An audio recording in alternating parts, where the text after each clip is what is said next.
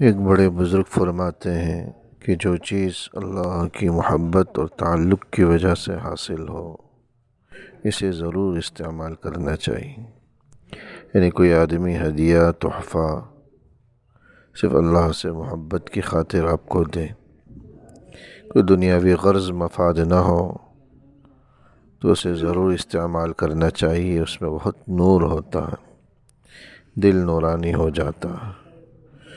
چنانچہ ایک بزرگ دوسرے بزرگ کی ملاقات کے لیے گئے، پاس کچھ تھا نہیں تو راستے میں جو گری پڑی لکڑیاں ہیں انہیں ہی اٹھا کر چلے اور ہدیتاً پیش کر دیا۔ وہ بزرگ بھی بڑے اللہ والے اپنے خادم سے کہنے لگے کہ ان لکڑیوں کو ذرا سنبھال کر رکھنا، جب میں مر جاؤں تو میرے غسل کا پانی انہی لکڑیوں سے گرم کرنا، اللہ سے امید ہے کہ اللہ میری مغفرت فرمائے گا۔